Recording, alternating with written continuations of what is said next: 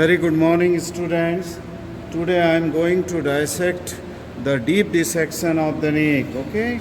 At the root of the neck, I am going to take out some of the structures which are going into the neck or coming out of the neck at the root of the neck.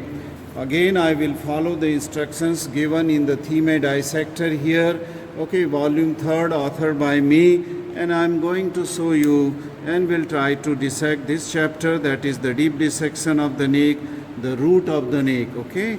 And I will try to dissect all this, and what step I am going to follow as it is given here. I will cut the clavicle from its medial half and will just remove the structure so that I can go deeper inside this, okay? So after cutting some of the structures here yesterday while dissecting the thyroid gland, I had cut this sternal head of the sternocleidomastoid. Today I am cutting this clavicular head of the sternocleidomastoid and will reflect it onto the side and upward, okay? And then we will give a cut into this clavicle, okay, with the help of the saw. Just I am reflecting this sternocleidomastoid, taking care I should not cut any structure which are present deep to it.